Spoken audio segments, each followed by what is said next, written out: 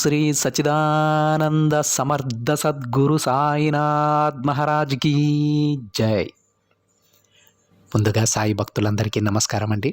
Video చూస్తున్న ప్రతి ఒక్కరిపైన ఆ సాయినాథుని ఆశీస్సులు ఉండాలని, బాబా గారి భక్తులందరూ ఎప్పుడూ కూడా ఆనందంగా సంతోషంగా వారి జీవితాన్ని గడపాలని మనస్ఫూర్తిగా కోరుకుంటూ ఈ వీడియో స్టార్ట్ చేస్తున్నాను ఫ్రెండ్స్. రోజులాగే ఈరోజు కూడా బాబా గారు తన బిడ్డల కోసం మరొక చక్కటి సందేశాన్ని అయితే తీసుకొచ్చారండి. ఈ సందేశంలో బాబా గారు తన బిడ్డలతో ఏమంటున్నారో తెలుసా? బిడ్డ, ఈ రాత్రిలోగా ఇది విను. గురువారం ఉదయానికల్లా ఒక శుభవార్త నువ్వు వినేలా చేస్తానమ్మా. నిర్లక్ష్యం చేయకుండా వెంటనే విను తల్లి అని బాబా గారు అంటూ ఉన్నారండి. ఈరోజు బాబా గారు మనకిచ్చినటువంటి ఈ సందేశాన్ని వినడం ద్వారా గురువారం ఉదయానికల్లా మనం ఏదైతే కోరుకుంటూ ఉన్నామో అలాంటి శుభవార్త వినేలా బాబా గారు ఆశీర్వదిస్తానని చెబుతూ ఉన్నారు. అంటే మనకేదైనా సమస్య ఉంటే దానికి పరిష్కారం ఈ గురువారం లోపల బాబా గారు మనకు అందిస్తారు. ఈ విధంగా ఆ సమస్యకు ఒక పరిష్కారాన్ని బాబా గారు మనకు చూపించి దానిని మనకు శుభవార్తగా మారేలా బాబా గారు ఆశీర్వదిస్తారండి. నిజమే కదండి. మనం ఎన్నో రోజుల నుంచి ఎన్నో సంవత్సరాల నుంచి కూడా కొన్ని సమస్యలతో బాధపడుతూ ఉంటాం. అది ఈ విధంగా ఈ దారిలో వెళ్తే ఆ సమస్య తీరుతుంది అని మనకు తెలిసినప్పుడు, మనకు ఒక పరిష్కార మార్గం మనకు తెలిసినప్పుడు అంతకు మించిన శుభవార్త ఇంకేముంటుందండి. అదే మంచి శుభవార్త. ఈ విధంగా ఈరోజు బాబా గారు ఈరోజు రాత్రిలోగా నేను చెప్పేది వినమ్మా, గురువారం ఉదయానికల్లా నీ సమస్య పరిష్కారానికి నేను ఒక మంచి శుభవార్తను నీకు పంపుతానని బాబా గారు అంటూ ఉన్నారండి. గురువారానికల్లా మీ సమస్య నుంచి మీరు బయటపడి ఎంతో సంతోషంగా ఉండబోతున్నారని బాబా గారి మాటలలో ఉన్నటువంటి అంతరార్థం. అయితే బాబా గారు తన బిడ్డలతో ఏం చెప్పాలనుకుంటున్నారో కొంచెం క్షుప్తంగా బాబా గారి మాటలలోనే మనం విని తెలుసుకుందామండి. బాబా గారు ఈ విధంగా చెప్తూ ఉన్నారు ఫ్రెండ్స్. బిడ్డ, నేను ఎన్నోసార్లు నీ దగ్గరకు వచ్చి ఓపికగా ఉండు తల్లి, నీకంతా మంచే జరుగుతుంది అని ఎన్నోసార్లు నీకు చెప్పాను కదమ్మా. అయితే బాబా, నేను ఇంకా ఎన్ని రోజులు ఎదురు చూడాలి? ఎప్పటికీ నా కోరిక తీరుతుంది తండ్రి. అసలు నా కోరిక తీరుతుందా లేదా అనే ఆలోచిస్తున్నాను తండ్రి. అయినా కూడా మీ మీద ఏమాత్రం నేను నమ్మకాన్ని కోల్పోలేదు బాబా అని ఈ తండ్రితో అంటూ ఉన్నావు కదా బిడ్డ. నాకు తెలుసమ్మా, నువ్వు ఇప్పుడు నన్ను 100 ప్రశ్నలు అడగాలని అనుకుంటూ ఉన్నావు, అవునా? ఆ ప్రశ్నలన్నింటికీ కూడా నేను ఇప్పుడు సమాధానం ఇవ్వబోతున్నాను. చూడు తల్లి, కాలం అనేది మన ఇష్ట ప్రకారం రాదు. అది రావాల్సినప్పుడే అది వస్తుంది. అప్పటి వరకు మనం ఎదురు చూడాల్సిందే, తప్పదు. అప్పటి వరకు నువ్వు బాధపడకుండా, నీ మనసు కృంగిపోకుండా ఉండటానికి ప్రతిరోజు నేను నీతో మాట్లాడుతున్నానమ్మా. అయితే బాబా, నేను ఎన్నో సంవత్సరాల పాటు ఎదురు చూడాలా అంటే అలా కాదు తల్లి. నీ ప్రతి ప్రార్థన కూడా నెరవేరడానికి ఈ కాలం అవసరం. నువ్వు నా పూజలు చేయడానికి, నన్ను ప్రార్థించడానికి, నా పాదాల దగ్గర శరణాగతి పొందడానికి, నా ఆశీర్వాదం నువ్వు పొందడానికి ఎలాంటి కాలం అవసరం లేదు. నీ జీవితంలో మంచి విషయాలు జరిగేంత వరకు నిన్ను సంతోషంగా ఉంచడానికి నేను ఎప్పుడూ నీతోనే, నీ చుట్టూనే తిరుగుతూ ఉంటానమ్మా. చూడు తల్లి, నీ కర్మానుసారం నువ్వు కొన్ని కష్టాలు అనుభవించాల్సి ఉంటుంది.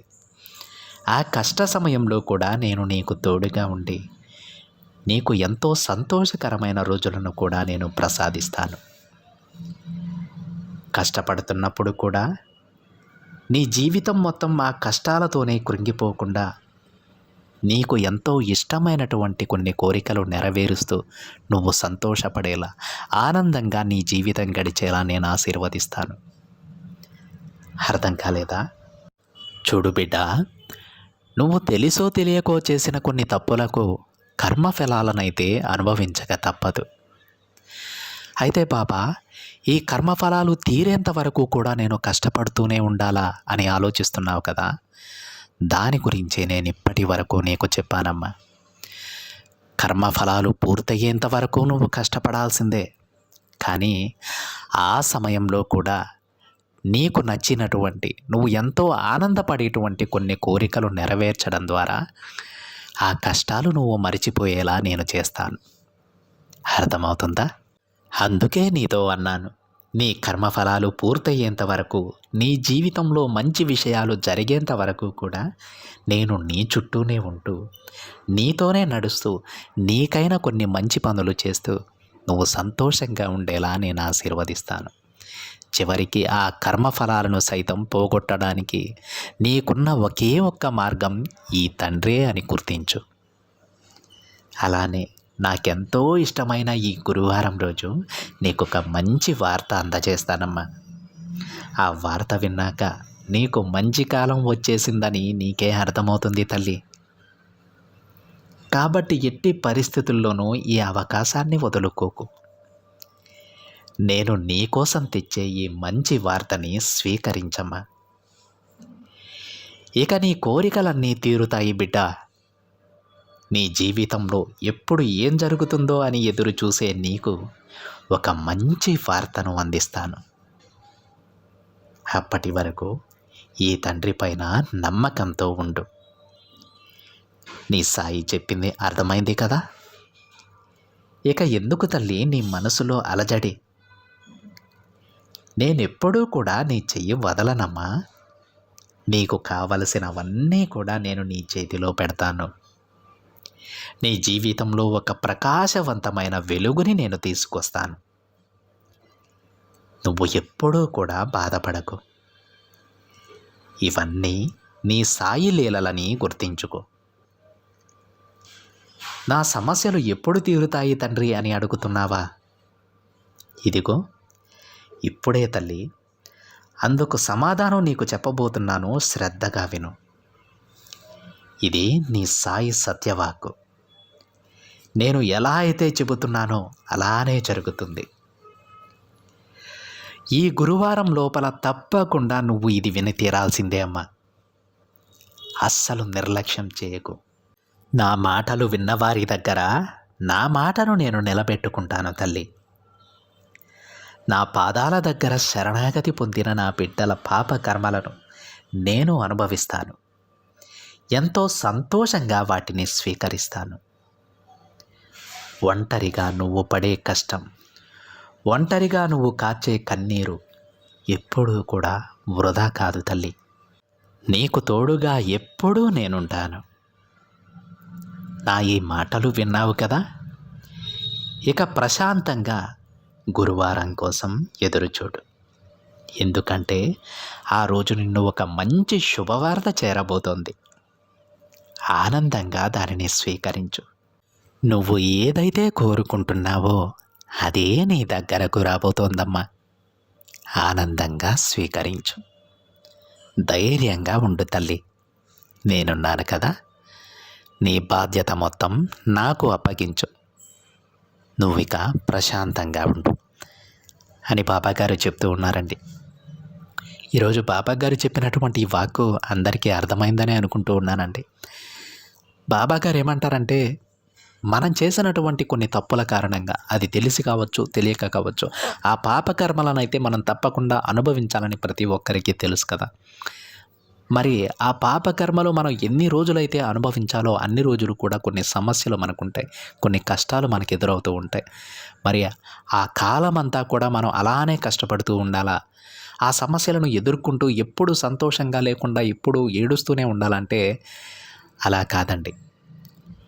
బాబాగారు ఏమంటున్నారంటే, ఆ సమయంలో కూడా మీరు ఏ పాపకర్మలనైతే అనుభవిస్తూ ఉన్నారో, మీరు తెలుసో తెలియకో చేసినటువంటి కొన్ని తప్పులకు మీరు కొన్ని పాపకర్మలను అనుభవించాలి కదా. ఆ సమయంలో కూడా నా బిడ్డలకు నేను తోడుగా ఉంటాను.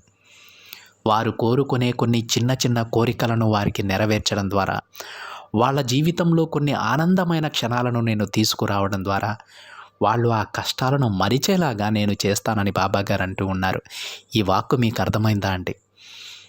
మనం ఎన్ని రోజులైతే మన పాపకర్మలను అనుభవించాలో అన్ని రోజులు కూడా బాబాగారు మన వెంటే ఉండి మన కొన్ని కోరికలు నెరవేరుస్తూ ఆ పాపకర్మల ద్వారా మనకు ఎదురయ్యే కష్టాలను మనం మరిచిపోయేలా బాబాగారు చేస్తారు.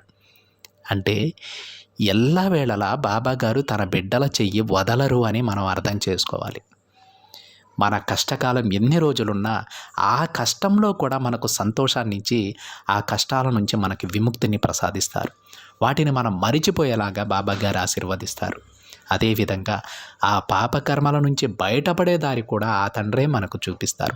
ఎంతో అద్భుతం కదా! నిజమే కదా అండి. మనం చేసిన కొన్ని చిన్న చిన్న తప్పుల కారణంగా మనం శిక్ష అనుభవించాల్సి వచ్చినప్పుడు ఆ శిక్షా కాలం అంతా కూడా మనం ఎప్పుడూ కష్టపడుతూ ఉంటే, ఎప్పుడూ కూడా సమస్యలను ఎదుర్కొంటూ ఉంటే మనకు సంతోషం అనేది ఉండదండి. జీవితం మీద విరక్తి కలుగుతుంది. అందుకే ఆ సమయంలో కూడా బాబాగారు ఏం చేస్తారో తెలుసా? మనం ఇష్టపడేటువంటి కొన్ని సంఘటనలను మనకు జరిపించడం ద్వారా, మనం కోరిన కొన్ని కోరికలను నెరవేర్చడం ద్వారా ఆ కష్టకాలంలో కూడా మనల్ని సంతోషపెడుతూ జీవితం మీద ఆశ కలిగించి మనల్ని ముందుకు నడిపిస్తూ ఉంటారు. దీనిని బట్టి మనం అర్థం చేసుకోవాల్సింది, దేనికైనా ఒక పరిష్కారం తప్పకుండా ఉంటుంది. ఏ సమస్యకైనా పరిష్కారం ఉంటుంది. కాకపోతే దానికంటూ కొంత కాలం ఉంటుంది. ఆ కాలం వచ్చిన తర్వాత మనం ఉండమన్నా సరే ఆ కష్టాలు మనతో ఉండవు. ఆ కాలాన్ని కూడా బాబాగారే తీసుకొస్తారు. దీనికంతా మనం చేయవలసింది ఒక్కటే, శ్రద్ధ సబూరితో ఉండటం, నమ్మకంతో ఉండటం, ఓపికగా సహనంగా ఉండటం చాలా ముఖ్యమండి. ఓపికగా ఉండాలి, సహనంగా ఉండాలి. ఎందుకంటే మనం అనుభవించాల్సిన పాపకర్మల తీవ్రతను బట్టి ఆ సమయం అనేది ఆధారపడి ఉంటుంది. కొంతమందికి త్వరగానే వారి జీవితంలో మంచి రోజులు రావచ్చు. కొంతమందికి కొద్ది రోజులు ఎక్స్టెండ్ అవ్వచ్చు. కొన్ని రోజుల తరువాత వాళ్ళు అద్భుతమైనటువంటి జీవితాన్ని వారు పొందవచ్చు. చివరికి ఏ బాబా బిడ్డ అయినా సరే వారు కోరుకున్నటువంటి గొప్ప జీవితాన్ని పొందే తీరుతారండి. ఆ విధంగానే ఆ తండ్రి ఆశీర్వదిస్తారు. అర్థమవుతుందా ఫ్రెండ్స్? బాబా గారు ఎల్లవేళలా తన బిడ్డల చేతిని పట్టుకొనే ఉంటారండి. ఎప్పుడు కూడా తన బిడ్డల చేతిని వదలరు. ఎవ్వరూ కూడా తొందరపాటు నిర్ణయాలు తీసుకోవద్దు. బాబా గారి మీద నమ్మకంతో మీ పని మీరు చేసుకుంటూ వెళ్తూ ఉండండి. కష్టాలనేవి సర్వసాధారణం. అవి ఎలా వచ్చాయో అలానే వెళ్ళిపోతాయి. బాబా గారు వాటికి ఒక చక్కటి మార్గాన్ని అయితే ప్రతి ఒక్క బాబా బిడ్డకి చూపిస్తారండి. అర్థమైందా ఫ్రెండ్స్? ఇదండి ఈరోజు బాబా గారి సందేశం. బాబా గారి ప్రతి బిడ్డ వారు కోరుకున్నటువంటి ప్రతి కోరిక నెరవేర్చుకొని సంతోషంగా వారి జీవితాన్ని గడపాలని, వారి కుటుంబంతో సహా ఎల్లవేళలా ఆనందంగా ఉండాలని మనస్ఫూర్తిగా కోరుకుంటున్నాను ఫ్రెండ్స్. ఈ వీడియో కనుక మీకు నచ్చినట్లయితే ఒక చిన్న లైక్ చేయండి ఫ్రెండ్స్. మరింతమంది మన బాబా గారి భక్తులకైతే ఈ సందేశాన్ని షేర్ చేయండి.